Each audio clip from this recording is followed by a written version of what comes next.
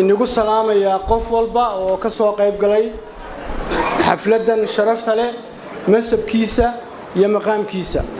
waxaan salaamayaa oo aan aad iyo aad anigu waxaan ka imday Dallas aad iyo aad ugu faraxsanahay inaan ka maqnaanin xafladan sharafta ee xil wareejinta waxyaalo badan baa laga sheegay Professor Saleebaan iyo Maxamed Muuse Jibriil Dr. Kaba laakiin saanu ku dheeraanay waxay aw Saciid wuxuu yiri Dr. Walad wuxuu yiri qofka waxaad barataa markaad la safarto annagu laba jeer buu Mareykan noogu yimid Professor Saleebaan labada jeerna waan wada safarnay waa sidoo inuu sheegay Dr. Walad wuxuu madaalo waa consistent waa commitment waxaasina waxa maaha wax seekimid wax Ilaahay subhanahu wa ta'ala juhdi aw siiyay way marka alxamdulillah baan leenahay hadaan nahay anaku Amoud Foundation anigoo ku hadlaya magacii boardka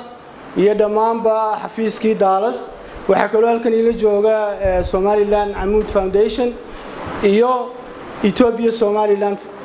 oo ayakuna Abdulqaadir oo halkan jooga iyo Abdiwahaab oo Horn of Africa Somaliland annaku 25kii waxa aan u asaasanay markii Amoud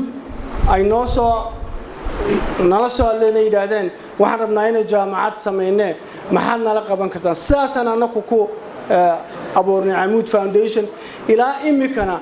kolka laga reebo emergency-ga investment-kii ugu weynaa annagu mucaawinayna siinamada investment-kii ugu weynaa ee aan gelinay arrin Soomaaliyeed waxa ka hora Amoud University waad aragteen Hospital Teaching Hospital kii ugu horeeyay arrin Soomaaliyeed laga sameeyay 2004kii markaan halkan niminay Allah u naxariistay Xaji Daahir oo cilmi gurigiisan ku shirnay baahada aan u baahanahay in waxbarashadii lagu kabo caafimaad ayaan ku gaarnay saasaanan 2006kii dhagax dhignay Al-Hayaat Medical Center Ilaahay iyo waxay ka timid bifadlillah iyo ummad muxsiniin oo aan ahayn Soomaali oo Amoud isgarab taagay wax walbana way suurto gashaa haddii niyad wanaagsan la yimaado jaamacadan Amoudna sidaas lagu abuuray Amoud Foundation sidaas lagu abuuray waxaan ka qayb galnay professorkuna aan isku raacnay librarian buugtiisa ugu badan Amoud Foundation baa keentay ceelka waan u qodnay wadada lacagtii ugu badnayd professorku wogay lacagtan wadadan Boorama ilaa iyo Amoud lacagtii ugu badnayd oo 80 kuna markaa Amoud Foundation baa bixisay maanta testimony baan u nahay oo halkan u joognaa indukuna aad ka maragtiin meesha ay Amoud gaadhay iyo meesha ay u socoto marka waxaasi uu soo qabtay Professor Saleebaan waxaan ku leenahay Maxamed Muuse waxa lagu keenay baalashaad ku duuli lahayd boosteridkii rocketka waa lagu siiyay adiga ayaa laga rabaa inaad diyaaradda ka hayso oo dayaxaad gaarsiiso sharaf bay tahay farxad bay tahay saddex jeer ba Amoud baan ahay Amoud baan ka baxay professorku macallinkaygu buu ahaa 4 sano jaamacadda ku jiray jaamacadda markii shaqadaan ka bilaabay 2004 ilaa intii aan maamulka ku jiray ilaa 2015 de wuxuu ahaa supervisor-kaygii talada iyo arrinka iyo aan ku wada shaqeynay jaamacadda markii aan ka tagayna wali aniga oo maamulka aan ku jirin laakiin wax dhigista waan ka waday marka jaamacadda waxaan tirsadaa 14 sano marka boqorre waxba kama yeeli 14 sano jaamacadda ama ka aha maamul ama macallinka aha waxaan qirayaa professorku sifooyinka la sheegay iyo qaar badan oo kale oo halkan aan waqti loo haynba uu leeyahay waxaan ugu horeysiinayaa wax hal adayga bani'aadamku haddaan hal adayg lahayn oo aragtidiisa aanu ku mitidin labo aanu tala badsan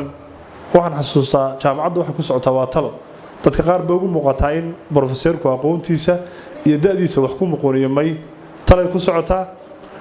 waxaan ku aqaanaa wax la perfectionism wuxuu jecel yahay wax walba in sida ugu fiican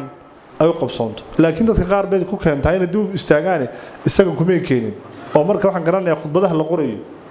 ama la qorayo shuruucda wax walba wuxuu jeclaa inuu marka ugu dambeysay isagu isha sii mariyo sababta waxay matashaa qoraalku wuxuu matalaa jaamacadda qoraalku wuxuu matalaa magaciisa marka waa qof ku dadaalaya in sumcadda jaamacadda iyo magaciisu hataa haddii qoraal ay tahay inuu ilaaliyo intaa waxa dheer markaan dibadda imiga joogay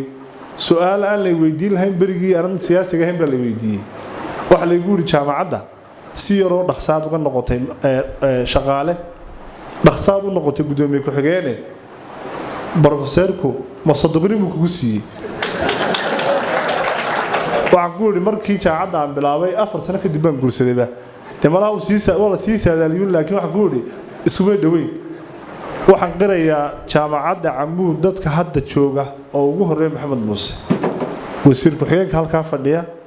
iyo nin halka fadhiyo oo Lala Axmed Cabdi Ismaaciil oo ahaan jiray dhiinkii kulliyadaha education-ka iyo postgraduate-ka iyo inta jaamacadda ku hadhayba qof waxa lagu qaataa aqoontiisa ninna lagu ma qaato reernimo nin lagu ma qaato muxuu qaraabo haddii qaraabanimo la isku qaadanayo iyo reernimo waxaan jecel aaminsanahay maanta barakadana ma yeelateen saameyntaana ma yeelateen marka laga hadlayo tayada jaamacadda ana ka soo baxay oo wax ku bartay oo wax ka baray oo wax maamulay haddaan tayo xumahayna jaamacadda Camuud tayo ma leh haddaan tayo fiican ahayna jaamacaddu way tayo fiican tahay aniga warrama marka anna halkan fursad bay tahay oo shahaado cusub aan ka qaatay shahaado cusub oo ah cidii jaamacadda Camuud ka soo baxday inay ka muuqato ama ka shaqeysay ay ka muuqato tababarkii iyo gacan qabashadii iyo ababintii professorka anigu shakhsiyan waxaan u hayaa abaal sababta waxaan xasuustaa markii dugsiyada aan dhameeynay mustaqbalka kaliya lahayn waxay qofka dhaqaale haystay dibadda kara laakiin wax badan dadkeenu waxa ku adkaayay waxbarasho ay u doontaan meel kale maantana qaar ma ku adag tahay marka waxaan aaminsanahay rajadii iyo fikirkii ay keeneen tiro kooban cidda dhabaysay ee raganimadiisii siyaasi buu noqon lahaa waliba qolyahan ma aragtay xisbiyada furta oo la raaci lahaa Saleemaan oo aaminsanahay waxa laga yaabaa inuu wixii inuu uga tanaasulay inuu jaamacaddan uu u liqo wax badan oo uu doonayo inuu noloshiisa sameeyo professor aad baan kugu mahad celinaynaa waxa la isugu duceeyana waxa ugu muhiimsan jazakallahu khayran ilaa jannaha kugu bedelo Dr. Maxamed Muuse Jibriil de horta position kanimiga uu isagu ka soo dalacay 7 sano ka hor baan ayaan ka tagay marka de malihi way ku seegto de ana alxamdulillah tababarkii iyo aqoontii raganimadii waanigi wasiir ku noqday isna sabirkii adkaysigii aqoontii wuxuu ku helay inuu maanta jaamacadii inuu gacanta ku dhigo aniga iyo cidda kale ila daada ila aqoonta jaamacaddan wax soo saarkeedii waxaan ku ballan qaadanaynaa inaanu kula shaqeyno bariga hore de aqoon ma laakiin in kan lamiga waa naqaana ku tareena talo iyo tusaale waan kula garab joognaa midun baan isku sheeganaayo institutionadu qof way ka cimri weeyeen oo 2 dood 3 dood waxa u baahan tahay sida loogu qorsheeyay in loo qorsheeyo oo maxamedna uu ka sii fikiro hanaanka maalintu ka tagayo loo wareejinayo maanta inuu sii bilaabo markaas ay macna sameynaysaa dhiiri gelinaysaa cidda kale ee ka dambeysana waxaan ku soo gabagabeynayaa dhammaanteen waxaanu marxaati ka nahay maanta xil wareejintaasi inay tahay xil wareejin waa mahad iska leh mar labaadna waxaan halkan ka salaamayaa dhammaan marti sharafta qiimaha leh halkan iskugu timiday golaha wasiirada wasiir ku xigeenada xildhibaanada salaadiinta cuqaasha aqoon-yahanka iyo professorka dhammaan jaamacadda cid kasta oo ka socota xisaabiyaha guud safiirada dibadda ka yimiday waxaan idinku salaamayaa assalaamu calaykum waraxmatullaahi wabarakaatu bacda salaan waxaynu maanta u joognaa waa xafladii xil wareejinta waxaan u mahadnaqayaa professor Saleebaan Axmed Guuleed waanan u hambalyeeynaya macalinkaygii buu ahaa waxaan xasuustaa 20 sano ka hor markii aan jaamacaddan Camuud ardayga ka ahaa jaamacadda Camuud muuqaalkii ay lahayd iyo maanta muuqaalka ay leedahay waa taariikh xusan oo la garanayo taasi markaa waxa weeyaan waxa jooga kullay ardaydii waqtiyadaasi naga horeysay oo imika laftarkooga marka leeyahay Camuud product waxa jooga wasiir ku xigeenno xildhibaano oo Mukhtaar Xasan Meydhana isna halka iga muuqda iyo aniguba waxaan ahayn barodhagii Camuudeed brofesorka waqtigaa waxaa jiray waxyaabo fara badan oo marka jaamacadda la yimaado la isweydiin jiray inaan horena uga sheekeeyay baa laga yaabaa waxaa jiray 3 faculty oo kaliya oo ahaa caafimaadka iyo businesska iyo waxbarashada xoog baa la iskugu faani jiray waxaan weydiinay maalmaha ka mid ah brofesorka midkee wanaagsan businesska iyo educationka marka brofesorku wuxuu noogu jawaabay suuqa idin kala sheegi doona ka wanaagsan taasi waxayna tusaysaa in maanta golaha wasiirada iyo maayarkuba ay u badan yihiin educationka marka suuqii baana kala sheegay talabaad waxa weeyaan waqtigaasi ma yahayn waqti jaamacaddu waxay ahayd bilow ahayd waxaan ahayn dadkii markaa habeeyay ee wax badan ka shaqeeyay jaamacadda waana uga mahadnaqaynaa brofesorka taariikhdaasi jaamacaddii uu sameeyay inay maanta halkan soo gaadho oo xil wareejinteedii aynu joogno oo lagu wareejinayo maxamed muuse jibriil waxaan leenahay ilaahay miisaanka xasanaadka ugu daro brofesorka taariikhdaana xusi doonta haddii ilaahay dhaa abaalkaana waanu u haynaa maxamed muuse jibriil isaga oo aanu mar waqtiyada qaar classmate ahayn ayaa maanta noqday gudoomiyihii jaamacadda waxaan garanayaa markii uu dibloomka diyaarinayay koorsooyin aan wada qaadan jirnay oo ku qaadan jirnay dugsigii sare ee aloog waxaan leeyahay maanta maxamed waxaad noqotay gudoomiyihii jaamacadda waxaan rajaynaynaa in ilaahay xilka kugu asturo oo halka maanta ay taagan tahay aad ka sii qaado annaguna waxaan diyaar u nahay inaan kula shaqeyno jaamacadda waxa weeyaan qof walba rool buu ku leeyahay waxaan ballan qaadaynaa roolkii golaha deegaanka in la ilaaliyo jaamacaddaasi xayndaabkeega la sugo inaan annaguna qaadano oo diyaar u nahay كلي وقت جوا كوبان ومهتنتهين والسلام عليكم ورحمة الله وبركاته. ما هذا ما أنت إلى هاي إسكالة إلى هاي نقص ما أنت إن نقص هو قايب كله نقول نبض قبل حلو رجين تاس هذا كبدين مايو سلابان أرجيز هديان نقوله ونقول دارين ناس لكن وثنا نقص هو قادان فرماش توب تنبسطوا قص هو قاضي وكاين رسقلي أنا أقول رنتي وأنا يابانا أمرك إلى هذا جامعة على أساسية نيكلنا سعيد أحمد قول أساسي أنا هرجيس كلام ماريا كوي وهو جامعة أساسا أساسية وحن كعب بهن الكمبيوتر وأنا يابو والجامعة دوتي كوريها وين لهاي الميلا للسحلة لهاي الميلا وحلقوا على الميلا هاي بانسلو كمبيوتر كي واسو كمبيوتر كي ورا الجامعة دقول سناسي لكن أنا الله يهبن بنسي أدنى هذا ما أنت يسيس كشيء حيسي وحنا هالعقد هالكن سكك الليسو بقاش كامر كاسوق لهاي لما بقوله كل ما أبو دبي لا تقطعه ما يبقاش وكان طيب معاشته بحاول يري سلامنا تاسو كلام الله كل ما لكن خيوين كي ويكدبيين وانا ينفعين تذكر صدح بكو انفعا قفوحو كو انفعا مركو كله جوجو قفنا وحو كو انفعا مركا وكان مقيي يمرو كله جوجو لبدبا قفنا وحو كو انفعا الا مركو دنتو iyagu waxay naanfaceen ilaa alla cumriga haw dheereeyo markay naga tagaan xitaa way sii jirayaan magacoodiyo waxay ka tageen oo nololaa sii taagan saddexdii way nagu anfaceen ilaahay miisaanka xasanaadka u saar بروفيسور سليمان وينو دعينا waxaynu leenahay kaalin adag baad ka soo baxday warshadaadina production keedu waa taa la arkay دكتورka maxamed muuse waxa weeye weel walba wixii lagu shubaa laga shubtaa waxaynu ka filaynaa wixii lagu shubaa baa laga shubanayaa kaaga biqi mayno adigana in hawshalkeeda aad ka sii wado adigu aashkii ma diiday imika hobkii baa taagantay inaad halka ka sii wado baa laga rabaa waanu kugu hambalyeynaa waxa la yaalo wixii hawlaad nooga baahatan mar walba waanu kula raba taaganahay xoog cusubna waad xoog cusub marmar khatartiisa leeyahay odayaashii dawlad waxay taniyari intuu geedka boodo tala ka booda bal bootadana iska yar ilaali mar walba talada badso sidii Saleeman wax ku waday talada waa loo badsadaa haddii wax laga tashado diintayna amraysa tashaawuru bil amri baa rasuulkii baa lagu yiri oo hadda isaga wax lagu hagayay oo waxay qaldanay wuxuu saxbaalka ma lagu soo sheegay ayaa haddana leeyahay dadka kala tasho arrimaha ka shuure marka maamulkaaga iyo dadkaaga iyo odayaashaada iyo madax dhaqameedkeeda intaba la suuree waa salaamantihiin aad iyo aad iyo aad baanu idinku hambalyaynaynaa waxaanu leenahay hubka ha la sii kordhiyo wasalaamu calaykum waraxmatullaahi wabarakaatu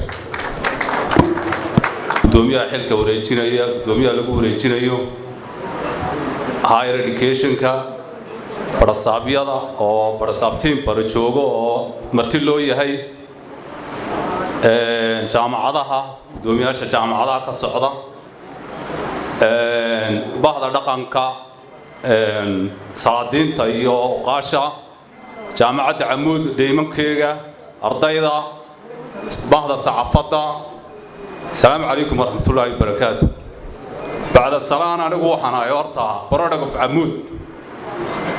maanta nin walba wuu sheegaya 8 sanana waxaan ka ahaa macallin professor Saleymaan oo maanta xilka wareejinaya inta lagu sheegayo la sifeeyay sifada ay oo dhan oo lahaa anu inaan wax ka barto la muljiis baan ahaa 5 sano u dambeeyay intaana barasaabka noqon aniga ayaa deeriya maxamed muuse maanta lagu wareejinayo si aan aad deebil ugu sii dhawaado oo wax badan ka barto waa nin maxaan ku raay maamulkiisu hufan yahay go'aan qaadasho leh karti leh intii hogaamiye lahaan jiray oo dhan leh waa nin yaqaana dhaqanka iyo kontagiska dadka Soomaalida sida ay dhaqankoodu yahay waa nin yaqaana sida loo horumariyo bulsho loo barbaariyo wax looga dhigo qaran loo dhiso saaxiibkay maxamed muuse saaxiib baan ahay 20 sano u dambeeyay intaaba uu leeyahay maayar baradha wuxuu yiri education ka u badane maxay education ka looga soo xuli waayay education ka maxaa looga soo xuli waayay business ka u badan dadka maxaan ku dhahay maanta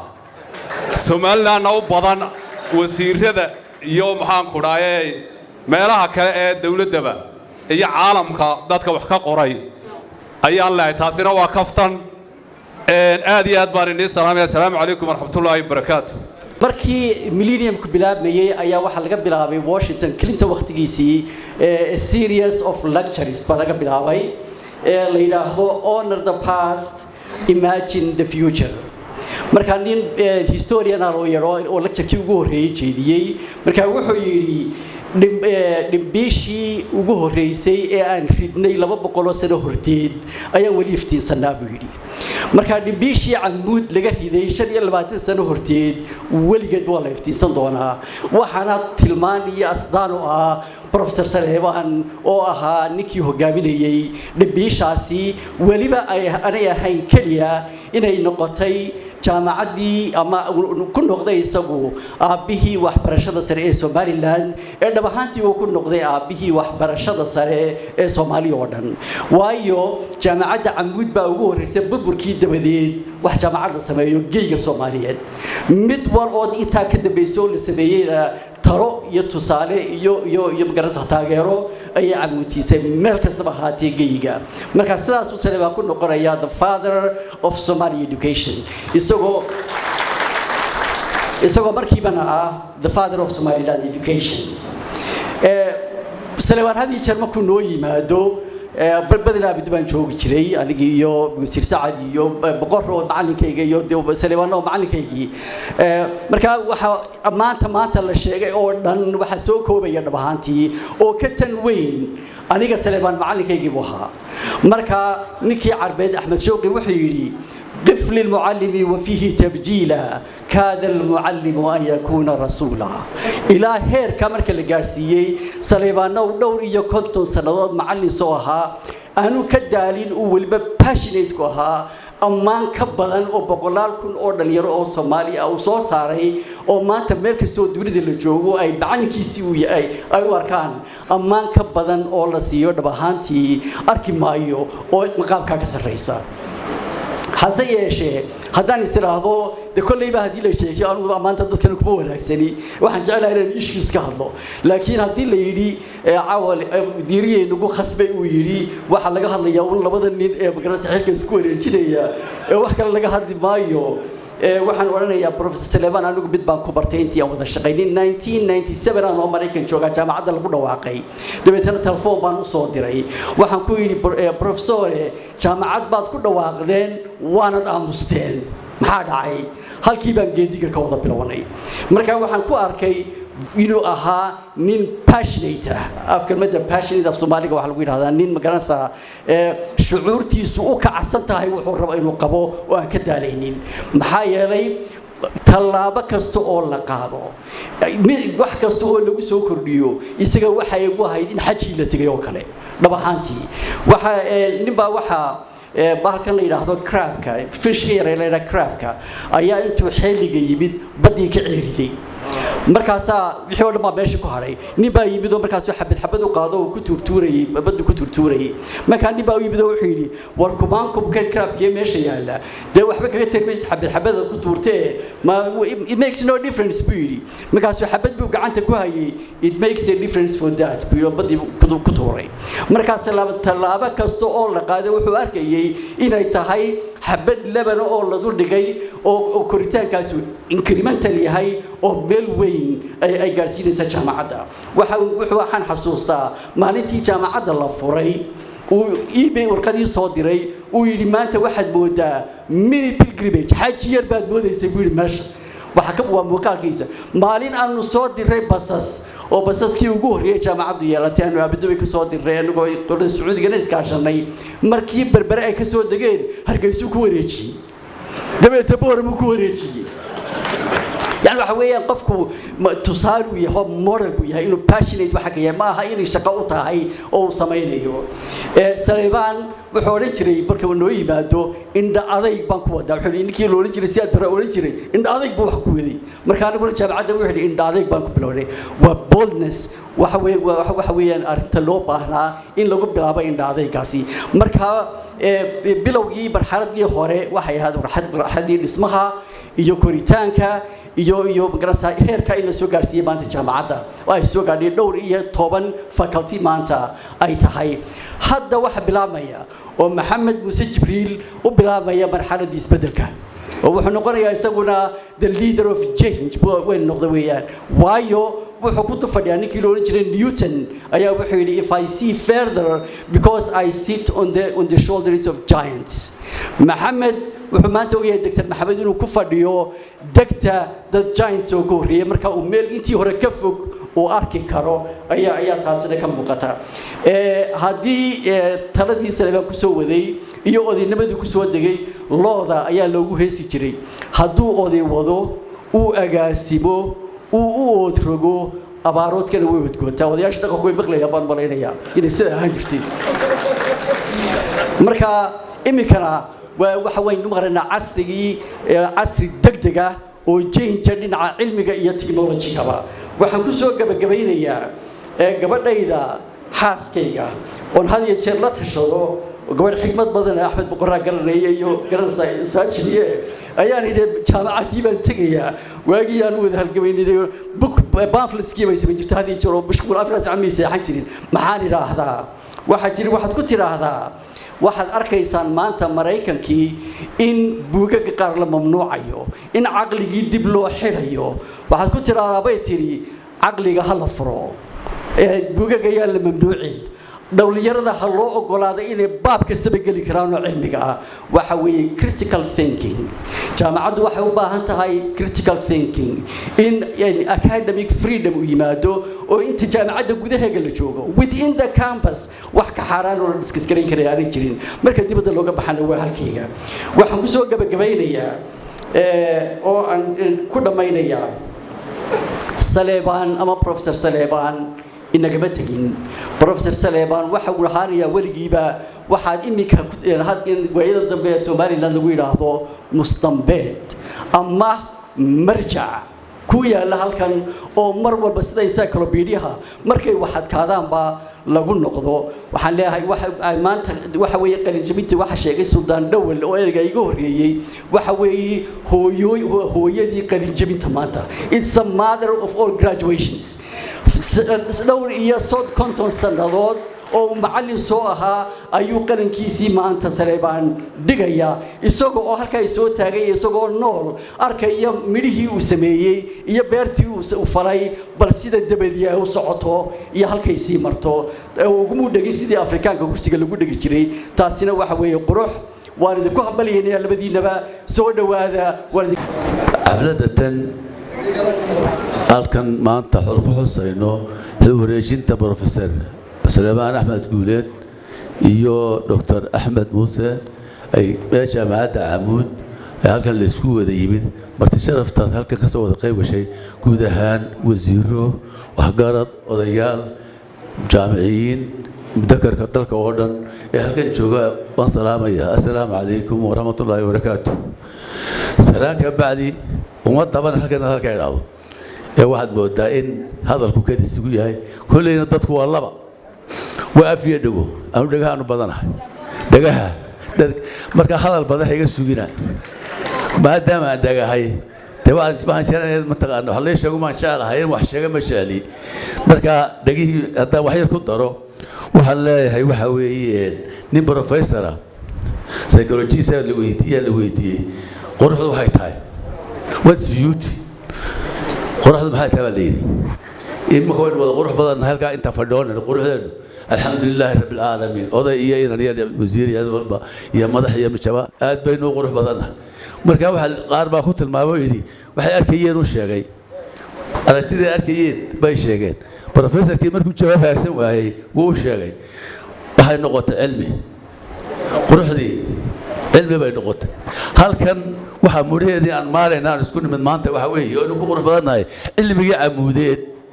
laga kasbaday ee aabaa waa Saleebaan aabaa waxa anigu internet ku jira ayuu Mareyka ka yimid halka secondary macallinka ahaa inta uu dhaafay aqoontiisa aanu inta ka dambartay mooyintii hore aqoon kale oo jaamacadda secondary kama bixin jaamacadna ma gelin laba loo geedo baan aqaanaa in jaamici ah meehi waan se oran lahaa oo kaliya ku soo koobaya quruxda cilmigii quruxdiisii awdal way haysaa adduunkuna wuu haystaa jaamacadda Camuud cid wali ogta cid aan ogeyn geeska Afrika Soomaali meel ay joogto iska dhaafo ma jirto Camuudi te way hirgashay waxa ku hirgashay allaha daayo ibrigana allaha u dheereeyo habaashana allaha u nuuro Dr. Saleebaan waxaan leeyahay dadku ninba isagoo nool dhinsan ninna isagoo dhinta uu nool yahay marka waxaan leeyahay Saleebaan hadduu dhinto weligu noolaanaya he will be that man kaasuu noqon doona weligii la ilaawi maayo wixii nool ilaawi maayaan waxaan leeyahay in Axmed Muuse adigu ninku aabihii buu eegtaaye yaa aabbaha waa Saleebaan dee maadku abtirsan ka udhi sax kalaad noqonaysaa noo sheeg imika halkan noo sheegid waxaad noqonaysaa ma garatay anu se waxaan jecelahay kuna rajaynayaa inaad Saleebaan noqoto ood ku abtirsato ilaa dhimashadaada oo ka nool noqoto markuu dhinto kaasaan ku rajaynaya wax hadalka badin maayo bal Soomaalidu waxay tiraahdaa laba socodka ku roon labana noo sheeg ku rooyihiin labana deganaanshaha laba ku roon noosha laba ku nool waa siqiga iyo saayirmaan siqiga waa kii siqigu waa dee ninka adduunyuun maaha ninka bixinaya dee maaha siqiga waxaad u taqaanaan qashinka bixinaya waa ninka cilmiga bixinaya wada adduunka ku nool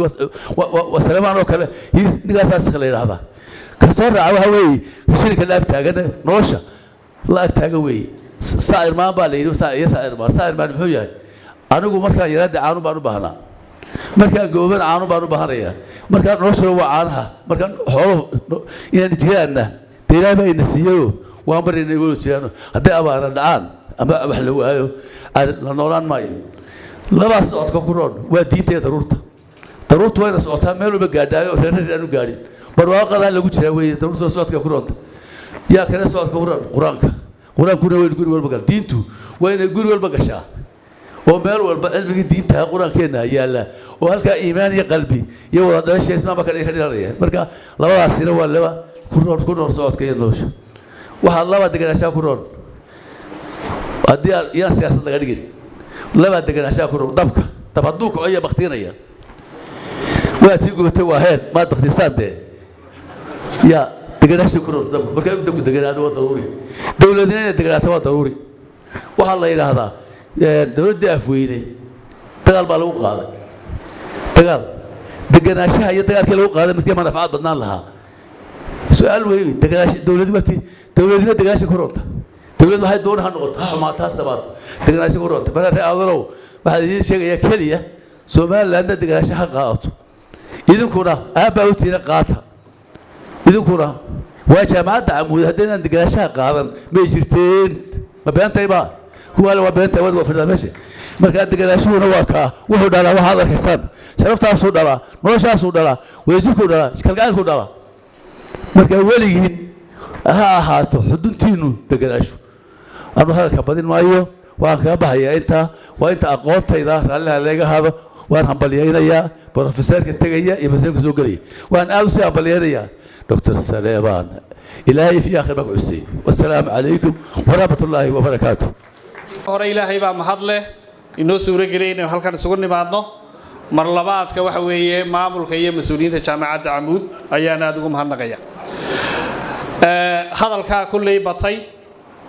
waase xaflad farxadeedo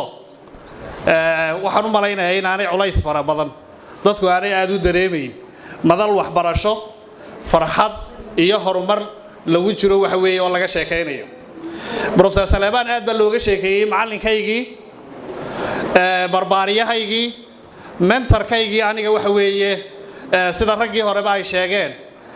ilaahay kisoo halkan maanta soo gaadhay soo gaarsiiyay weey aad baan ugu mahadnaqayaa wax fara badan baa laga sheegay waxaan doonayaa kaliya ka go'naanshihiisii jaamacadda iyo la xajaalada uu qabay hal tusaale inaan idin ka sheego Professor Saleebaan waxaan garanayaa jaamacadda markaan ka shaqeynayay isagoo week wada magaalada ka maqan ama Hargeysa ku maqnaada ama meel fog ku maqnaadee markuu magaalada yimaado sida dhaqankeena waxa weeye qofku dawayl gurigiisa taga Professor Saleebaan isagoo gurigiisa tagin buu jaamacadda iman jiray waxay sheegaysaa la xajaalada saayidka ee uu qabo isagoo week magaalada ka maqan oo qoyskiisa iyo gurigiisa ka maqan ayuu jaamacadda ku soo horeynayay oo halkan horta eegay markuu Amuud eego ayuu dib ugu noqonay gurigiisa hadduu roobdo Amuud ma ku daayay Professor Saleebaan isweydiin jiray sidii halkan waxa weeye nin beertiisa oo baxaysa ay ahayd intaasi waxaan ku koobayaa waayo waxa weeye wax fara badan baa professorka laga sheegay aad baan maxaan ku dhaday intaasi u raacsanahay Professor Saleebaan waxa weeye de marka qof tilmaan la yiraahdo waa dhowr qof oo inta indhaha isku qabta leeydi maroodi taabta leeydi markaad maroodiga qabato qofku indhuhu isku hayaa maruu arag sharax la yiraahdo kii dabada qabtay maroodiga dabada yar buu ku macnayni kii lugta taabtay wuxuu orani waa jirid kii inta dhexe taabtay waa buur buu orani Professor Saleebaan qofba dhinac uu ka eego waxa weeye macnaheedu uu bixinayaa waxan laga gayoonayna maaha ilaahay abaal iyo ajar iyo xasanaad ha uga dhigo waxa badan uu qabtay iyo nafciga uu soo galiyay waxaan doonayaa inaan talooyinka kooban siiyo Dr. Maxamed Muuse Jibriil saaxiibkay waa nin khabiir ah horta sida la sheegay loo baqan maayo maanta jaamacaddii Amuud nin uu hubiyay tijaabiyay ardaynimo ku hubiyay maamul iyo shaqo la ku hubiyay ayaa maanta jaamacaddii Amuud lagu wareejinayaa oo baqasho ma laho waxa weeye halkii iyo meel ka sarreysaba insha Allah inuu gaarsiiyo ayaan rajaynaynaa waxaan doonayaa inaan Dr. Maxamed Muuse Jibriil waxbarashadiisii waa la tilmaamay waxa Maxamed Muuse Jibriil ku tilmaaman yahay commitmentka iyo ka go'naanshuhu qodobada la sheego dhan calaamad buu yahay iyadoo waxbarashadii ka kala gooday heerka uu ka soo bilaabay ilaa maanta uu dambeysay uu ka gaadhay heerka waxbarasho ugu sarreeyay PhD ah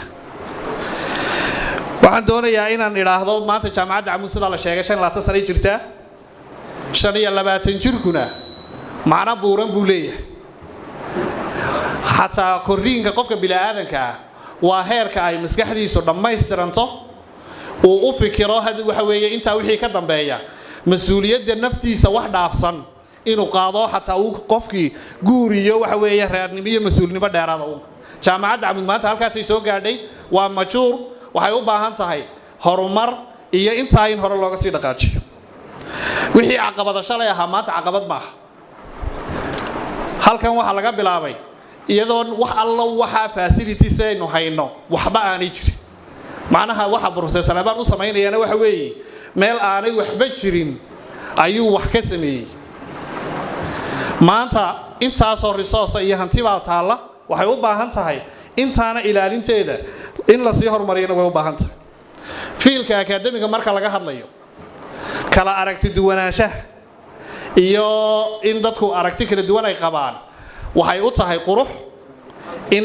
discussion badan la galo doodo dhaadheer la galo aragtida la isu celceliyo dabadeedna tushiilan oo horumarka iyo jaamacadda wax weeye miisaankeyga iyo maqaamkeyga kor u qaada ayay ka soo baxda taasina insha Allah inaad xoojisaan ku rajaynaya waxaan ogahay oo anigu maadaama jaamacadda shaqaalana ka ahaa maamulkeyga iyo mas'uuliyiinteeda ka mid ahaan aad u garanaya ragga iyo gabdhaha iyo tiimka jaamacadda jooga ee hoggaankaasi uu barbaariyay inay dad karti iyo aqoon iyo wax weeye dardar iyo xoog maxaan intaba ay leeyihiin waxaan ku rajaynayaa inaad tiim ahaan ula shaqeyso tiimka dhamaantood aad ka shaqaysiiso oo aad u isticmaasho wax weeye ragga garbahaaga iyo garbahaaga ee fiilasha kala duwan majaalka kala duwan ee jaamacaddu ka shaqeyso kulliyadaha kala duwan dhamaantood ay noqdaan kuwa si isku mid aad ula shaqeyso ka wada shaqaysiiso sidii Professor Saleebaan uu hoggaanka ugu ahaa aad ugu qabato ugu dambeyn waxaan ku rajaynayaa in jaamacadda insha Allah haddii alla yiraahdo maalinta aad wareejinayso intaa horumarka maanta la sheegay iyadoo laba laabkeed gaadhay adna aad wareejiso haddii alla yiraahdo waxaan ku ballan qaadayaa aniga iyo inta ila aragtida asxaabta kale ee aanu jaamacadda burodhageegii wada nahay meel aan joognaba waxaanu ku nahay tiim xagga dambe ku fadhiya kula shaqayn doona waanan kula maxaan ku dhaday xoojin doona haddii alla yiraahdo jaamacaddana waxa weeye mar walba jaamacadda Camuudan waa aqoon badan balkii gabadha Hargeysa baan ahay laakiin waxa iga filan intii laga sheegay iyo intan ka maqlay aan baan arkay qof ka soo baxay waxa kale oo iga filan aan Professor Saleebaan si fiican u garanayo inkastoo waayaha badan laga soo tiriyay anigu aanan aqoon saas u sii lahay haddana waxaan u aqaanaa inuu yahay oday Soomaaliland miisaan badan ku leh waxaan aad iyo aad u raadi galay barasaabkayga Hargeysa halka fadhiya waxaan la moodaa qoladiina reer awdal barasaabida markii loo yeelay sacabku way duntumeen ina la yar cultii baa idinka muuqatay laakiin anagu qoladeeda reer Hargeysa oo yar qabyaaladeen aan iyo Cabdullaahi Abubakar iyo markuu barasaabkayga soo kacay sacabkan u tun waxa runaantii waa xaflad aad iyo aad u bilan oo aad iyo aad u qurux badan oo lagu kaftamay oo la isku xoog sheegtay odayaal badan ee halkan ku xoog sheegteen dad badan amaan looga soo jeediyay dad wanaagsan oo reer Soomaaliland ay ka qayb galeen barasaabka gobolka Awdal aad iyo aad baan salaamayo waqtigay qoladeedan Hargeysa ka timi maanta xafladda waxaan uga soo qayb galay gobol ahaan inay Hargeysa tahay gobolka Awdal ugu dhow marka Soomaaliland la yiraahdo sida awgeedna waxaad ka garanaysaa miisaanka ku nimid Saleebaan waxaan iga filan intii loo sheegay aniga reer Hargeysa hadaan neema dadka kale reer Soomaaliland wuxuu loogu stay odayaasha boorame oday dhaqameedyada amba aqoonyahanka nabadda ku sutan ayuu Saleebaan loogu stay isaga Cabdullaahi Cali Jawhar aanan ilaabi kareynin iyo dad badan oo Awdal magac weyn ku leh maxamedna waan soo dhaweynayaa kulay aan hadal badan halkan ka oran maayo waxaan ay surxiyeenka cusub ee xanaanada xoolaha ahaan jiray beeraha idinku waxa tiin gobol beeralay Awdal waxaan islakin garab taagi doonaa inaan beeraha idin kala shaqeyno waxaan idinku dardaarayna wax soo saarta haddii Ilaahay yiraahdo abaan gaari ay dadkeenu waxay reer Soomaaliland amba Soomaalidu waxay amaantaa qofku markuu dhinto waxaan aad ugu faraxsanayn Saleebaan la amaanay isagoo nool aad iyo aad taasina aanay ahayn dhaqankeena inagu xawaalahayna abaana hebel wuxuu ahaan jiray Saleebaan waxa ku filan wuxuu yahay isagoo xayaha laga sheegay aad iyo aad baan idin salaamaya waana mahadsantihiin والسلام على رسول الله صلى الله عليه وسلم qolada saalixiin waxay tiraahdaa saalixiin baa loo salaamaa anigu maanta madashan waxaan u salaamayaa Professor Saleebaan Axmed Guuleed oo leeyahay assalaamu calaykum waraxmatullaahi tacaala wabarakaatuh waxa kale oo jecel inaan soo dhaweeyo Professor Maxamed Muuse Jibriil oo Ilaahay uga baryaayo inuu xilka culus waxbarasho taariikheed hogaamineed Ilaahay inuu sahlo waxaan isleeyahay maanta culayska ugu baradanay wuxuu saaran yahay profesorka marka waxaan jecelahay dhammaanteen inaan u ducayno intaasi waa iga hordhac marka xiga runtii aad iyo aad baan ugu faraxsanahay inaan joogo munaasabadan buugayga yaraaye notebook ahaayeen taariikhda ku qorayayna waa sitaa wixii kaloo dhan waan iska soo dhigay waxaan isleeyahay waa mid ku qornaan doonta insha allahu xusuus qorkayga marka aynu qof kastoo bilaaadani markuu tago waxbuu ka tagaa marka aad iyo aad baan ugu faraxsanahay inaan maanta u joogo 20 bishii 8aad 2022 inaan munaasabad xil wareejina oo nooceeda inaan joogo aad iyo aad baan runtii ugu faraxsanahay waxa kaloo aan jecelahay inaan hal qodob oo jeclaa waxa iga boobay ambassador waxaan jecelahay inaan waxa jira qoladan dhexe inta badan waxay faanka la yiraahdo aad bay u jecel yihiin Soomaalidu meel kasta joogto waxbarashada way u yimid jirtay jaamacadda Cambuud waxa kaloo igu cusub oo aad iyo aad igu cusub qof kasta oo Soomaaliya oo taariikh leh maalintu baxo oo naga baxo aad loo amaanay jiray maanta Salman Gaar wuxuu yeeshay in isagoo nool taariikhdiisii laga warramo waxaan isleeyahay qofkii koobaad ee uu joogay inta noolaa ee la sheego taariikhdiisii taasina waxay tahay legacy iyo sharaf u leeyahay ilaahayna waxaan uga rajaynayaa amal sanna inuu ugu khatimo inta noloshiisa ka hadhay cidii ka dambaysa ilaahay baa uga cid ka dambayn doontee maalinta ay kulli nafsi taada talmood maalintu inaga baxana sida ay si ka balaaran in looga soo qayb gali doono ee ilaahay ka rajaynaya waxaan kaloo jecelahay inaan hal qodob ka ilaahdo jaamacadda Cambuud Turkida waxay ilaahdaan Istanbul waa Turkiguna waa Istanbul Cambuud waa Boorama waa Cambuud marka maadaama ay taariikhda noocaas leedahay waxaan aad iyo aad u jecelahay in aynu jaamacaddaas waxbarashada sare ee Soomaaliland hormuudka u ah aynu professor sida loo sheegay laga qoro taariikhdiisa ee taariikhda Cambuudna ama taaneeyo oo waxaan jecelahay maanta markaan soo marayay wadadaas maariyihiina uu joogaa ayada horumarinta wadooyinka maayarkiina uu joogaa labadaba waxa uu baradhkii jaamacadda Cambuud inaan wadadaas saan noqonin wadada ugu quruxda badan ee marka la soo galayo Cambuud inay noqotaan insha Allah waxaan ku dardaarayaa in hawshaasi dhaqsaa hal looga qabto ugu dambayn waxaan jecelahay waxaan ka imi xaflad waxaan soo baxay 9:10 minute waxaan halkan imi 10:15 minute waxaan kaloo u socday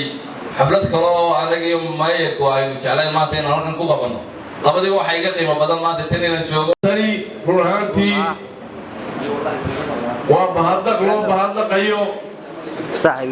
macallinkaygii lala soo dhaweynayo gudoomiyaha cusub ee jaamacadda intaasaa horta ugu muhiimsan laakiinse anigu waxa weeyaan maadaama hiistaygii cabuuleedanahay waxbaan taataabanaya aniga maanta waxay tahay farxad gaara waayo waxa weeyaan principalkaygii cabuuleed waxaa markaa baanu kala weynayne professor Saleemaan oo run ka dhigay halkii ay boogtahay Somaliland high school sareeyay dream reality ka dhigay dreamka boogtahay in jaamacad Cambuud laga dhigo waxaa kaloo ku fiicanahay in waduu tukaan furto hal yeeshee waxa suurooday in tukaamo badan la furto la isku dayo haddii maalintii jaamacaddaasi ayna sidaa ay u hirgasheen hirgelin waxa weeye jaamacadaha badan ee Soomaaliland ka taagan wax yar baa jiri lahaa example fiican baad u noqoteen waqti adag bay ahayd waqti hawlo badan dhacay bay ahayd waqti tacliin burburtay bay ahayd professorka waxa weeye waa nin hal adag badan waayo waxa weeyaan dhowr goor buu lagu soo noqnoqday buu tahay imaaraadka jaamacad si ay ku hirgasho hawsheedu markaa waa adkay waxaan garanayaa Bashiir Baarki joogay iyo Axmed Qoree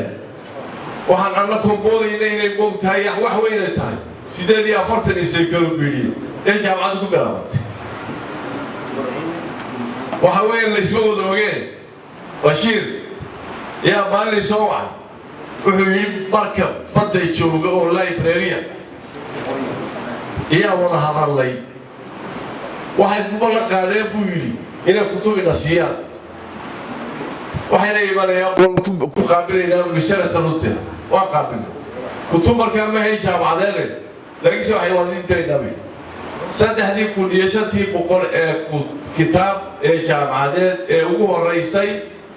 ee moogtahay jaamacadda Camuud lagu asaasay kuwaasay ahay bashiiraad ugu baatay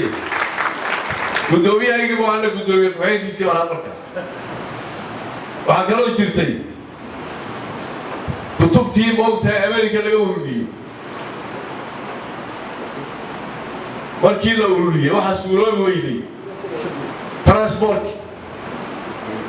أبو داي باكو تيرهاك مورودي سومالي لا كنا بنروح سومالي ما كنت تقول مكان لكن سومالي لا بومبطي تينا وحوي واحد كسرودي إلى هالكن دكتور وهكذا يشري عبود ولا سول ويشري بور ولا سول ويشري طبعا يبصوا مري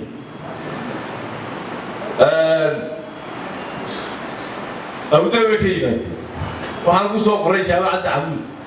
daas way moogtahay ugu motivate gareey professor Salama inuu barbaran ku wareejiyo arkiisana ku wareejiyo oo dadkii markaa deeana u galay inay jaamacad sameyn karaan waxa aad iyo aad moogtahay farxad ah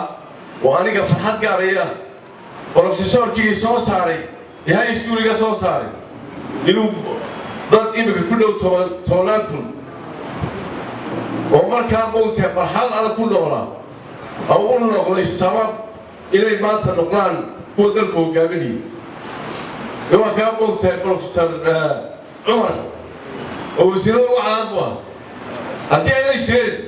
أدي أريدها سيدعي لما حوالي واحد مسؤول بيك وتأديات بعض ما سلطة وين شكاكي والقبط وين حوالي هدي لي يا موتى دبا ضدك كم تايو waddankaad ka mid tahay dadkii u horkacayna wadahay midda waa in lagu mahadnaqo midda waa jibkaagii waad qabatay laakiinse mid baa maanta aan leehay biniaadamku waa labo annaasu sanfaanu baa layidhi waa laba nooc mawtaa fii xayaatihim iyagoo nool bayna jirinbaba wa aakharuuna bibadni lardi axyaa qaarna mawta iyagoo dhintay yaa weligoodba la xasuustaa brofesorku isku quuri waayey sidii beel loogu qoray halkaa ee maanta ku qoran hadduu isagu isku qori waayo waayo beel waayo horu dhintay ninkaan waa halkaasu isku qoray intermediate markii intermediate secondary-ga halkan laga dhigay 1952 isku qoray isagu isku qorina ku qoray idinku haddaba waayo waxa weeye maantay tahay maalintii lagu qorayay professorku waan ogahay dadkeenna waa very difficult haddii jannadaad waraaminayso wax ku diida la waayi maayo laakiinse wuu adkaystay dhibaato badan wuu soo maray dhul ha noqoto waxbarashada dhafaanteeda ha noqoto dhibaato badan buu soo maray laakiinse wuu soo galgashay aad iyo aad baad ugu mahadsan tahay dulqaad waa leadershipku waxa weeyaan ma aha moogta inaad arooqa noqotood moogta feeri waaweynaad waa dulqaad iyo taras iyo hogaamintu ay tahay intaba waad yeelan haddaanad yeelan dee waa horay baabilahay kaa waxaan kaga baxayaa macallinkaygi keedii moogtahay maahine dadkaa soo saarta kuwii horena horay hogaamiyeen waxuu annagaa sii gabagabaa anigee muuse bixiyo madaxweynaha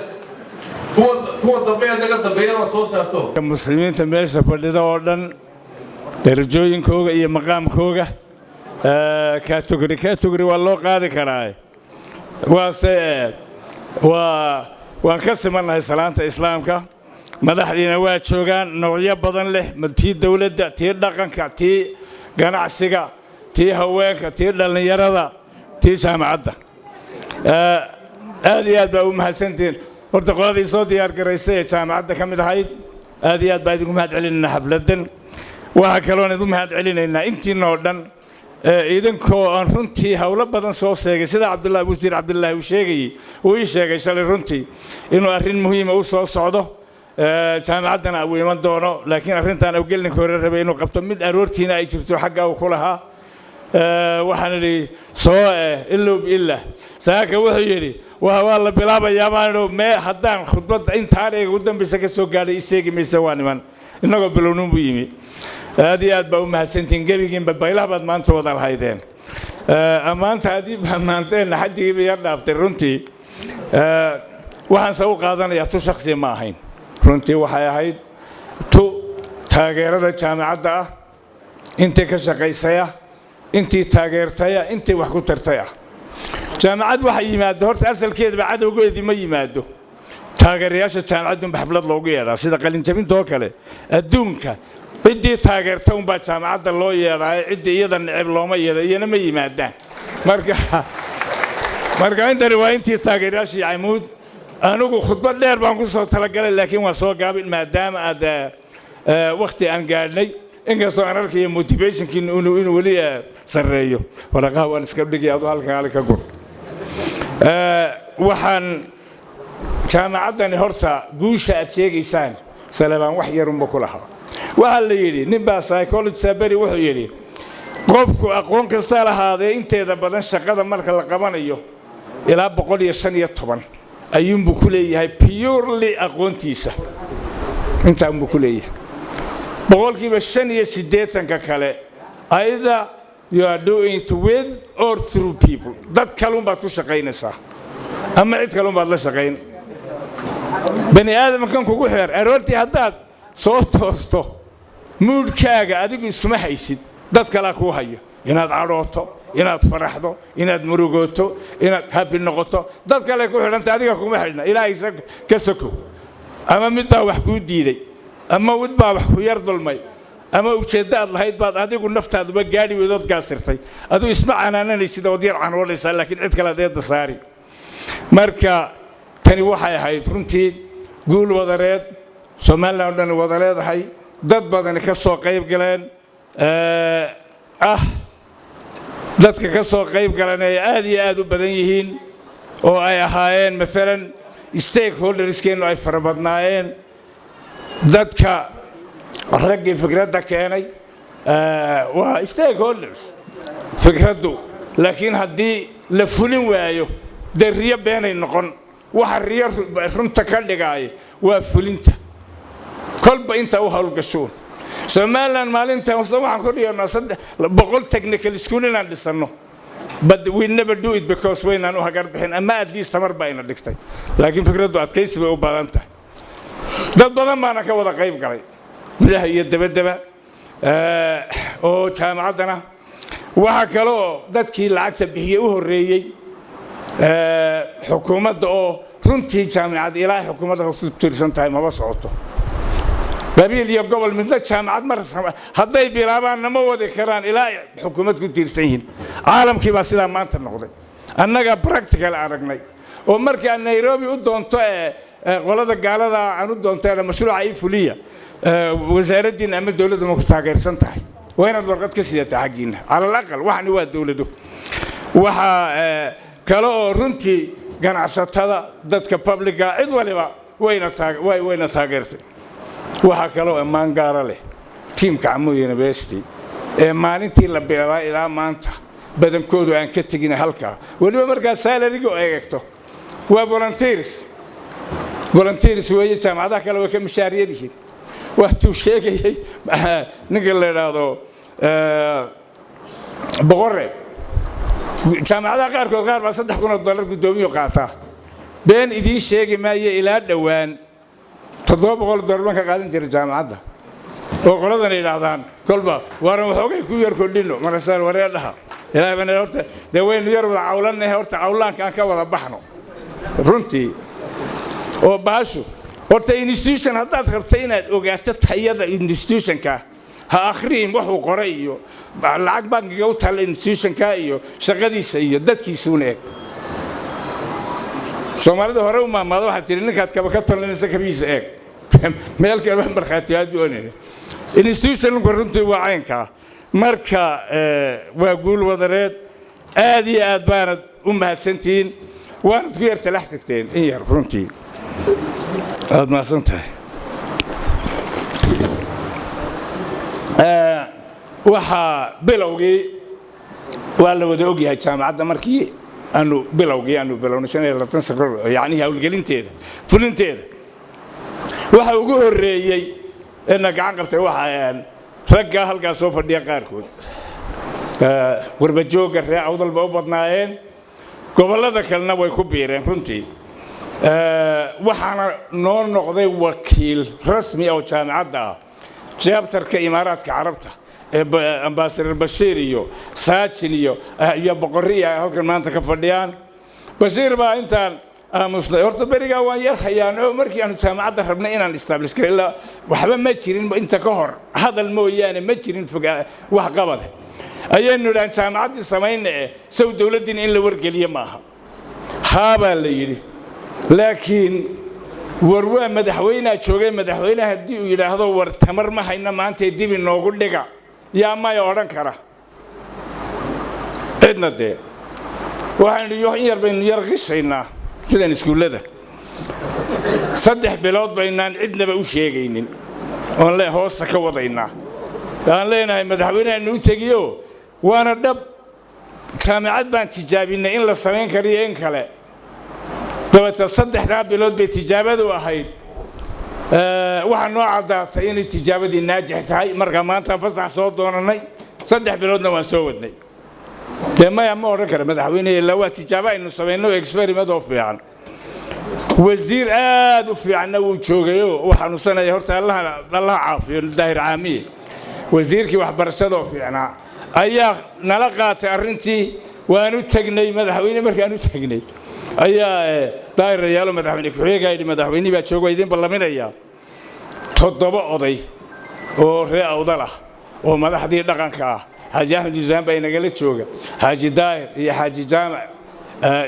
iyo odagii aw nuur ay Haji Nuur ayaa ka tagnay halkan Suldaan Gurina wuxuu naga raacay halkeer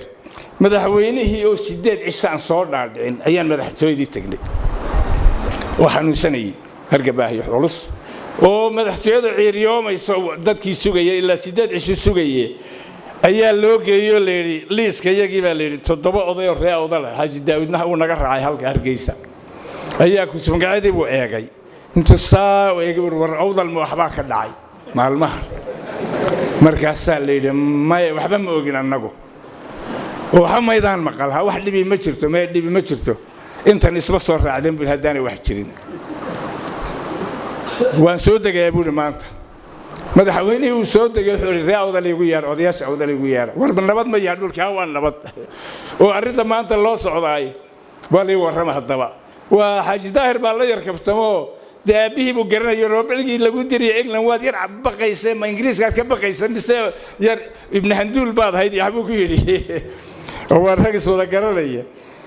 jaamacadii markaan uga sheekaynay buu runtii arintii yar cuslaatay uu yiri waa deesad qifladna way ku noqotay markaasuu yiri dawladaha waa nin aad u yaqaan waxbarashada dawladaha buu Mareykanka ugu badan jaamacadaha private-ka Yurubna waxa ugu badan jaamacadahan dawladda jaamacadan labadeebay galaysaa mid dawladda mise kale waxa la odayaasha inay furtay ku soo feeqeen jawaabasar madaxweyne maanta jaamacad miyaad qaadi kartaan dawladda hadaatiin marasuul secondary baan qaadi karin nooceed ka dhigaysaan waxaan idin waa farmasiga dawladda laga iibsanayo inna lagu oranay qolada qaamo gobolkeed ka timid ilaahay ka wareegaysaa waa fasax waa socday waa go'aanay ku dhaqaaqay buu bahasha Haji Daahir baa wuxuu ku yiri Allahu naxariistay wuxuu yiri horta Soomaaliya waxna way wada leedahay waxna way kala leedahay wali in yar oo halkaas soo yaaliyo qoladii SNMT waa qaadatay meel kale uu sheegay annana jaamacadii camideed baan qaadanaynaa oo nu jaamacad ka dhigaynaa halkii iskuuladii secondary school labadii iskuul wuxuu awal bay taadka ku yar tababaranayay marmarka qaarkood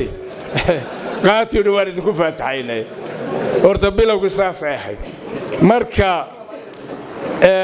taa markii la asixiyay dhaqaale u baahatay dawladda makhalkeedii Maxamed Madaxweyne ogeey waxba kuma jiraan haddana wuxuu go'aamiyay bishii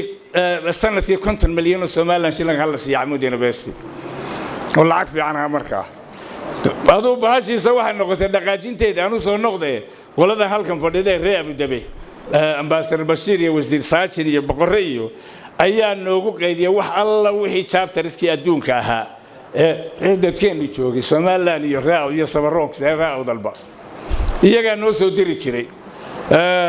dhacdada ugu weyn ee balaayadii waxay ahayd awal waxa la shahaadi booga usaajin sheegay waxa la shahaadi jiray sharikadaha yaa la shahaadi jiray dukaamada iyo meelad wada joogtaan marka bad maraya soo shahaadeen bad maraya marka MV Dolos la yiraahdo oo labadii week dekad istaaga ayay ogaadeen in Abu ku soo xidhay nimankii ciriya dhul meel u mareen garanayna kabtankiiba hudheelkii Sheraton ku casuumeen kabtankii markabka ay yiraahdeen waxaan doonaynaa sagaasaan nahay gobolkaasaan ka nimi geeska Afrika dagaal baan ka soo baxnay hadda jaamacad baanu samaynaynaa waanu bilownay waxaan rabnaa inaad bugna siisaan markaasuu markabkii baddu maraya kulba dekad buu tagayaa halkeednu idin ku dhow halkeed maraysaa baa la Djibouti waan marayaa buu Djibouti way kaaga qaadan doonaa buu waxana si haday lacag leena wax ka iibsadaan waa yahay baa annaga inoo soo sheegayeen markabkaas inta soo kuno buug baan idin ku ballaminay Djibouti taga halkan aanu ka yaacno aniga iyo Faarax Suuniyo nin Allahu naxariistay 5 la oran jiray oo ina Rabbi la dhashay iyo Faarax Suun iyo Cabdiraxmaan Dheer Cabdiraxmaan Cabdullaahi iyo Jimcaale ayaa tagnay waa bariga Ismaaciil Umar Gelle isbaranayo isagoo madaxweyne ahayn aqalka Saciid Barxad ay ku yar barjeeyaan baan ugu tagnay oo markaasuu yiri annana waan idin caawinaynaa madaxweynaha waan u sheegi waan ku faa'iidnay oo markii dambe si fiican bay noo aratireen markabkii baan tagnay buugagii waan soo qaadanay oo markii buugagii intii u nasiiyeen qaadanay baa waa indhaaday lacagna ma sidana aanu wax ku iibsano masaari qolaas halkan ay kugu shahaadeen annana halkan kugu yar shahaadnay waxoogay noogu dar waa de sharaftaada ilaa inta gobolkaasaan ka nibiye intii in ku dhowdhow noogu daray marka intaas horta library loo noqoto nimanka halka fadhiya labadii basna waxay naga anfaceen waa taas Soomaaliland ku baraarujinay berbere markuu marayo ayay reer Burco marka waxa ka yartaagnaa murama yaro waa xagga dhulka walada bariga Burco la soo guuro waxoogay dhul baa la isku haystay Sheekh Muusar dhagoodaadiyo u socda ayaa basaskii Amuud University ku qorantay arkeen marasay baalka Burco geeni karaysa masalan buurta Sheekh baan uga baqaynaa Hargeysa berbere iyo waanu mareynaa boorbe nimanka u sheego reer Burco geel jiraanka waxoogay ka yar gabanay Sheekh Muuse yaba halkii tago yiri halkan waxa nagu dhaafay idina dhul yar baad ku murmaysaan qori baa wada siitaan laba baso Amuud University meel la jaamacada oo boorama u socda 10 sano ka bacdina cigaal joogi ma cid kale joogi meesha iyaga idin xukumi nimanka jaamacadda samaystay reer Burco maalinta bay iyaguna haloosigii bilaabeen jaamacadda inay samaystaan oo baasho waa la isaga daydaa marka wada taasay nagu afceen lacag walbana bishii walba inoo soo diri jireen runtii labadii sano u horreeyay horta saasaan ku wadnay laakiin labadii sano markay dhamaatay sidii doonarska qabay diir daaleen annaga ka daynay oo halkii waxa noo galay runtii meelaha qaarkood madaxweynaha markaa joogay Maxamed Xaaji Ibraahin Gaal oo deesaan idin sheegay maqalkiisu aanu badnayn ayaa markaanu baahno oo bugag Cabdullaahi Xaashi Abi noo soo diri jiro fara badan oo container ah nooligaan ugu tagi jiray misaarku markuu xagga naga habsaamo gurigiisa aan toog isugu tagi jiray anagoo 4-5 ah masalan madaxweyne bisa waa intay u baahantiin inta nin Cabdiraxmaan Ducaale la yiraahdo toos la hadli jiray Amuud University intaasi dhowr jeer baan walaha ilaa lacag 80 kun waa ka qaaday isaga marka horta stakeholders ku saas u badnaayeen oo dawladda Soomaaliland way ku jirtay runtii dad badan ayaa jaamacaddan sidaa u taageeray waxa ka mid ahaa dadka taageeray waa taariikh in laga barta runtii waxa weeye jaamacaddu ma aha marka la yiraahdo reer awdal baa jaamacad sameeyay ama qurba joogay ku faanay it's not true waa in ciday tahay la sheegaa dadkii sameeyay gacanta na siiyay chapterka Abu Dhabi waa ugu muhiimsanaa qurba joog kalena waa mahadsantiin ku dareen marka ay dalka gudihiisa timaado shakhsiyaad iyo organizations shakhsi ahaan waxa ugu muhiimsanaa madaxweynaha marka daafto nin Dr. Aadan Yuusuf Abubakar la yiraahdo yaa garan Dr. Aadan Yuusuf Abubakar Allahu naxariisto loo duceeyo ninka jannadiina la waraabiyo ninkaasi markaad eegto lacag ka dhigto wuxuu noo qabtay ilaa 100 kun way ka badanayaan 10 sano u horreeyay hay'adu u shaqayn jiray madax ka qoladii ICD International Cooperative Agency Expresso ayaa wuxuu nagu soo wuxuu la siin jiray khubarada rag qaaliya oo ama 3 sano ama 2 sano nala jooga midkiiba bishuu qaato 4-5 kun oo qaato oo khubaradaas ayuu noo keeni jiray containero cash daarway noo dhiseen lacag fara badan buu noo kharash karay allah u naxariiso xataa jaamacadda Hargeysa markii la bilaabay wuxuu yiri waa dhageysta anu taasaan waa inay shaqeynayso horta tiina ka shaqeysiya sida u shaqeysteen iyagoo macaawino kuma shaqeysanina macaawino wax kuma keenin marka aadan allah u naxariisto ninkaas uuna sabca munor shaqeeyay taarahan camuudeede barigii hore laga tagay guryaha ahaa ee nufasalada ka dhignay sagaal bay ahaayeen sagaalkiiba waxa nala dayactiray Cabdullaahi Darawal oo wasiirka dibadejinta ah oo runtii oo qiimaha yaanu badanin laakiin dayactirin buu ahaa oo la kala gooyay oo waxa mar qura noo soo baxay annagoo dhismayaal u baahan 18 fasal iyo 9 xafiis baa nooga soo baxay halkaa oo marka taana way lahayd Telsom iyo Dahabshiil labaduba si fiican bay noo caawiyeen Telsom waa sida Cabdulqaadir sheegayay biyana isku fasal baanahay kombiyuutarradii u horeeyay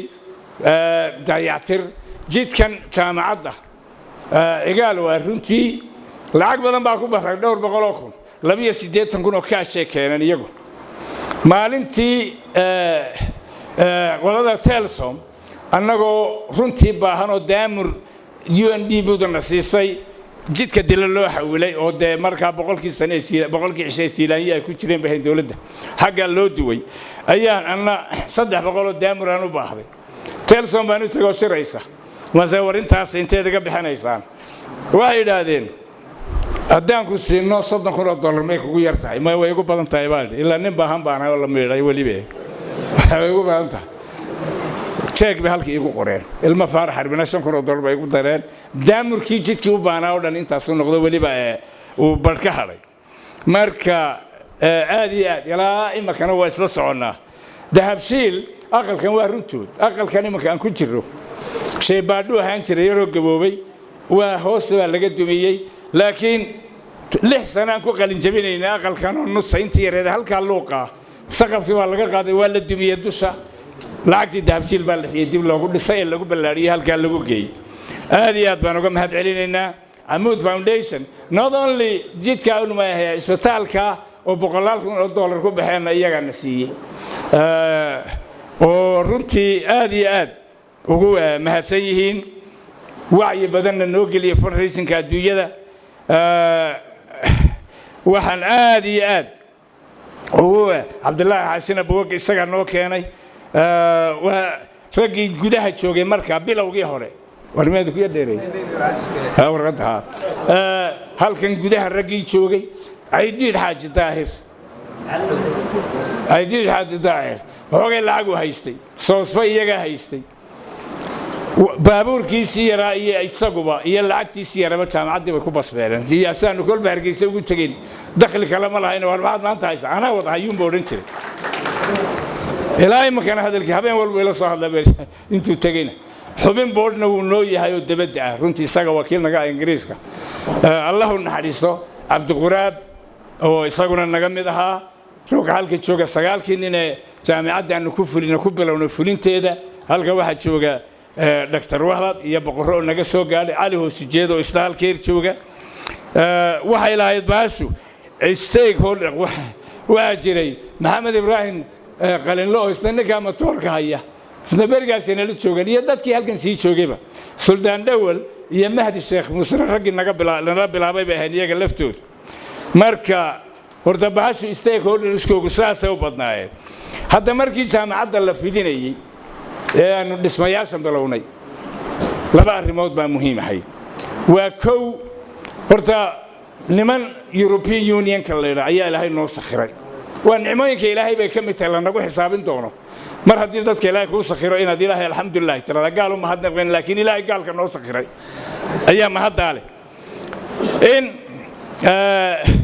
laba kulliyadood baan markaa furay kulliyadii saddexaadna Dr. Wahlad iyo Qaws ayaa keenay oo kulliyadda medicine ka ahayd waxa markaa mar baan niyad jabnay magaalada Boorame oo waxoogay nagu timid dhibihii waa 2000 waxa jabay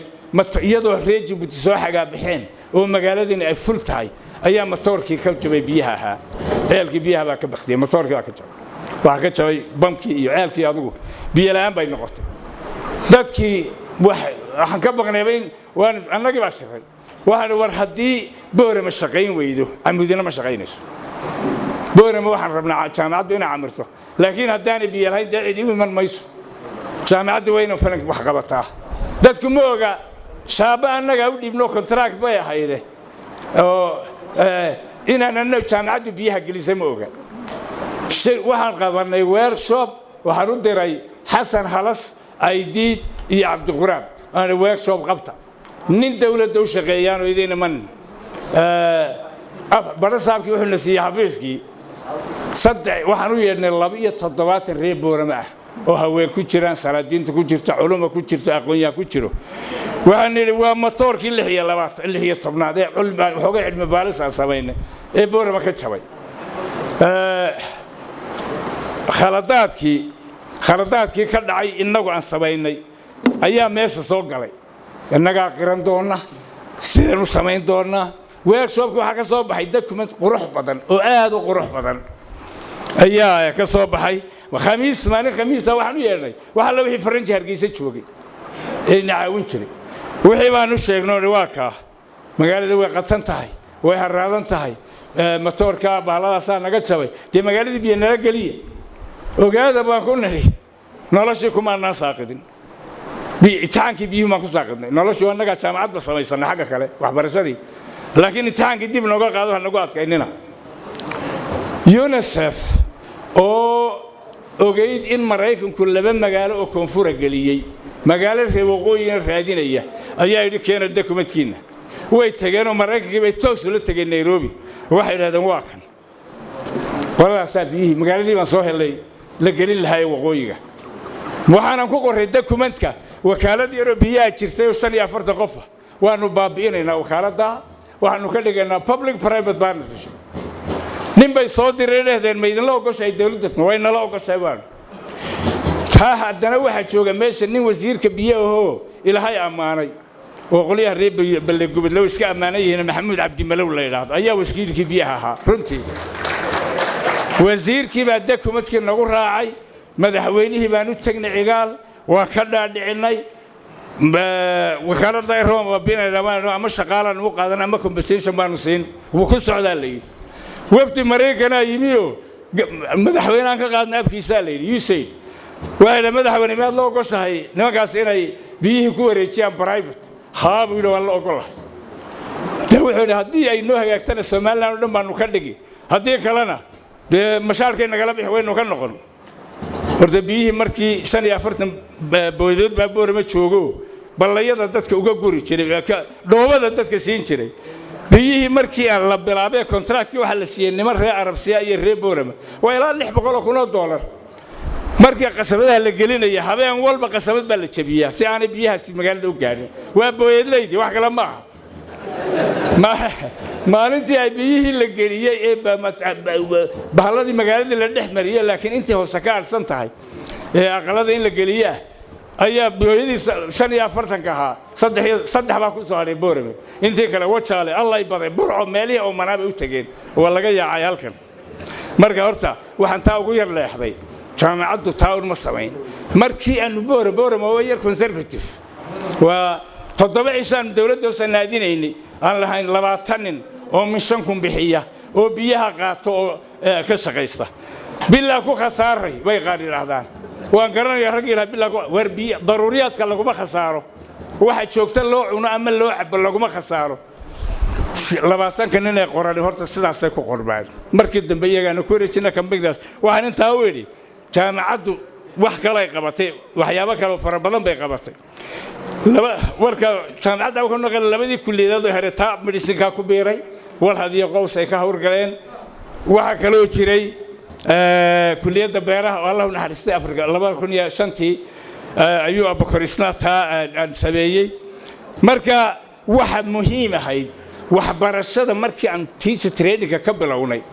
Nairobi baan tagay oo waladan diblomaha stems la oran jiray ayaa contract European Union ku nagu siisay oo waatii uu boqorka ka sheekeynay inteedan shaqayn mayno baynu habeen ismiidaaminoo nairobi aan tagno kaga soo saaray soomaali waxaa la yidhi barnaamijkaa ardayda gasha lacagtaa laga bixin hudheelka meeshay galaan baa laga bixin amuud baa laga furay furo muqdisho puntland iyo somaliland oo dhan halkaa tagto horta barnaamijkaas saasuu ku yimid guryaha magaalada kiradii baa bilaabantay barnaamijkii markuu dhammaaday dadyawgii may goyninay amuud way barteen boorama u soo guureen way idhahdeen carruurtii boorama baanu geyn horta halkaasaa lagu bartay tallaabadii ku xigtayna xasan garweyne allah u naxariistee oo wasaaraddii daahirayaal ahaa ayaa isna mashruuc scott la yidhaahdo oo teacher training oo macallimiinta dalka oo dhan wax la baraya primary-ga ayuu jaamacadaha yidhi rayaala ku wareeji jaamacadda burco waxay tababaraysay togdheer sanaag iyo sool jaamacadda hargeysa maroodijeex way isku labadayd annaga waxaa la yidhi tababara 2 gobol oo dhib yar waa saaxil iyo awda labadaasaa la yidhi tababara waanu runtii tababari jiray lacagtan halkaasaan dhismayaashan jaamacadda oo dhan horta mashaariicdaasaan ka dhisnay dadkuna sababtaasi u soo degay balas ku daro kulliyadii caafimaadkii markii ay fideen ardaydii galaysay ee gobollada ayaa aad magaalo soo camiray dadkii way soo guureen marka boorama waxay noqotay santarkii barashada caafimaadka iyo macallimiinta jaamacaddu markaa taasaa horta ay xarun ka dhigtay boorama inay sidaa u soo korto intii ka dambaysay sidii un baanu u sii wadnay waan idinku dheerimay oo soo gebagabayn in kulliyadihii aan samaynay aan kordhinay ilaa 15 aan gaadhsiinay iyo PhD aan maanta bilaabayno oo ay bilaaban tahay runtii ma bilaabayna way bilaaban tahay jaamacadaha kale ee dalkuna markaas ka bilaabeen oo aadna oo isbitaalkeega bilowday jaamacaddii hargeysa iyo burciyo golliso saddexdiina iyagana la sameeyey amuud university horta saasay jaamacaddii qaranka ugu noqotay horseedkii soomaalida kale hase yeeshee dee tartan baa intaa lagu jiraa kulliyadahana dee rag badan baa hormoodya ka ahaa oo raggan nin waliba takhasuskiisii buu bilaabay qolada walhad iyo medhisaga waa kuwii bilaabay qorshahana waxaa ugu jiray fidinta kuwa kale laakiin nin waliba cabdirashiid wuxuu bilaabay jaamacadda kulliyadan ilkaha faadumo xajaabo kartii neersariga waxyaabahaasaa isku wada jiray runtii marka waan idinku dheereeyey taariikhda jaamacaddu horta taasay hoy ahayd maanta waa mahadalla waa inoo morales waa foundation wanaagsan guddoomiyaha cusub iyo tiimkiisana waan u hambaliyeyn talena waan la garab taagannahay wixii ka dhimanna waanu kala dadaalaynaa mid uun baan idiin sheegi jaamacaddu maalintii aan nimiday 45 kun oo qaxooti halkaa joogay geed quri ma jirin landscape-ka waxa sameeyay dadaal dawladduna ay ku jirtay badankeeda oo dawladdiisa ilaayaa oo wasiir xilsi iyo wasiir maxamuud xaashi labadaba ay ku jireen iyagoo lacagna siiyeen waxaasoo istanbara iyaga wax dhulka iyagaan samaynay oo marmarkaa lagu sameeyey diiriyaana ka ahaa garwadeen dhulka quruxdiisa hataa wuxuu sameeyey muuse biixoon lacag badan baa markaa haysano xisbiga oo na soo boqdo iskuulkaygii baa tegi yidhi ayuu halkaa ku saxaad u yidhi inta yar maxaa u samayn weydeen meel yar halkaa maasuu yidhi dee lacag la'aan aduu haddaad wax ku deeq imisay noqon buu $5,000 buu jeeg buu qururi qaado jeenkaa qaad iminka wuxuu idhahdaa meeshaas waa muuse biixi road waa halkaa muuse biixi road baa la yidhaa halkaa oo diiriyaa sarajo warni visitor u saxaaday baa la yidhi maanta diiriya marka aad iyo aad baa u mahadsantihiin waa jaamacad laga wada qayb galay weeye waliyaha cusubna waxaanu rajaynayaa inay iyaguna inay alla u fududeeya waanan ag joogna aniga oo ah dr maxamed muuse jibriil saaka oo ah subax sabtiya bisha August ay tahay 20 sanadka 2022 waxa aan aqbalay xilka guddoomiyanimo ee la ii magacaabay ahna guddoomiyaha jaamacadda Amuud aniga oo fulin doona dhammaan shaqooyinka xafiiskan guddoomiyaha jaamacadda Amuud aniga oo u raacaya hadii Ilaahay idmo wixii ay ummaddu ku heshiisay ee ay qoratay ee ay isku maamulayso oo ah constitutionka jaamacadda. In yar English haddaan ku idhaa, I, Dr. Mohammed Musa Jibriye, hereby this Saturday, the 20th day of August 2022, accept my appointment as the President of Amud University and undertake to discharge the functions of Office of the President of Amud University only in accordance with the Amud University Constitution 2022 and any amendments therefore. May Allah help us. Thank you. Inta kadib waxaa mahad weyn anu hayaa marti sharaftana soo maamustay aniga iyo gudoomiyihii hore Professor Suleymaan Axmed Guuleed, wasiirada leh, safiirada leh, agaasimayaasha guud leh, barsaabiyada leh, maayarada leh, xildhibaanada heer qaran iyo heer degmo leh, oday dhaqameedyada, salaadiintii gobolka leh, culimaadudiinka leh, haweenka leh, dhalinyarada kale leh, bahda saxaafadda iyo bahda jaamacadda Amuud, aad iyo aad bay farxad weyn noogu tahay oo aan la koobi karin ka soo qaybgalka naga soo qayb gasheen xil wareejinta. waxaan si gaar ah u yar tilmaami hormuudada oon mahad gaar ah u diri afar marxaladood bay soo martay markii xilkan la magacaabayay. markii hore councilkii jaamacadda ama senior executive management of the university ayaa isla gartay xilkan inaan qabto. aniga laga reebo iyaga isla gartay in xilkan la ii magacaabo qoraalkii u horeeyayna sameeyay. kumay daymin intaas waxay la tashadeen oo mid loogu yeedhay dhiimankii ila shaqaynayay oo ah 15 dhiin ee kulliyadaha jaamacadaha maamula. hal dhiin ayaa ka soo horjeestay inaan gudoomiye noqdo, 14 kale soo isku raaceen maca isaga waanu mahad celinayay. inta kadib waxa loo gudbiyay qoraalkii boardka jaamacadda loo gudbiyo 7 xubnooda uu gudoomiye u yahay Xaaji Miisaan, gudoomiye ku-xigeenna ay ka yihiin wasiir Dr. Buuxane iyo injineer Cabdiraxmaan Cumar Sheekh Ibraahim iyo gudida intii kale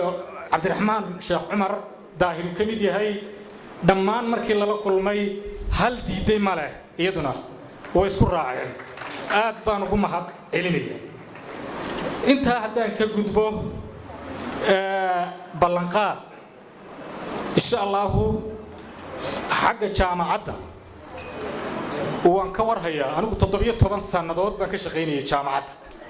isla markii aan ka qalin jabiyay 2005 macallin baan ka noqday. sidaa la soo sheegay heerarka kala duwan baan soo maray. inta badan xogogaal baan u ahay. jaamacaddu waxay ka kooban tahay 34 xafiis oo laga maamulo. 22 xafiis oo kamida ayaan maamulayay 5 sano ee u dambeysay. waxay igu soo biiraya waa 12 xafiis. marka halkii uu Professor Suleymaan gaarsiiyay haddii Ilaahay idmo inaan wixii horena ilaalino, wixii naga dhinaana aan hore ugu dhaqaaqno, haddii annagoo Ilaahay la kaashanayna taasaan ballan qaaday haddii Ilaahay. dhulka jaamacadda ee laga dhawaajay dhulkan 48 ayaa la bixiyay. reeraha deganaa halkan iminkaan joogno markii la bixinayay xerada Gorayo Cawleedna waqti ku dhow bay ahayd. waxaan soo gaaray oo aan arkay anigu odayadii bariga dhalinyarada ahaa la bixinayay oo markaa talinaya oo aan waxa weeyaan xog ka hayo. dhulkan waxa loo bixiyay ubadkeenna in wax lagu baro ayaa loo bixiyay. dadka intii bariga laga qaaday dhulkan cidla muu hayna dad baa laga qaaday. maantana ma hunguraynayso. nin aan ka warhaynin oon xog haynin way ninka hunguraynaya. annaga oo la kaashanayna gudoomiyaha gobolka, meeyarka degmada iyo dawladda dhexe,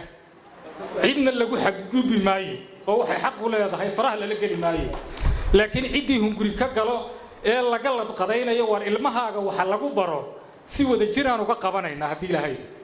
annagoo iskaashanay shaqaalaha jaamacadda kolley 3 definition bay ka koobantahay jaamacaddu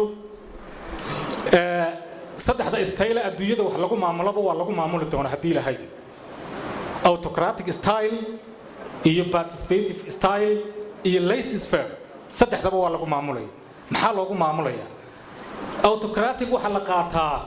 meesha aan ku aragno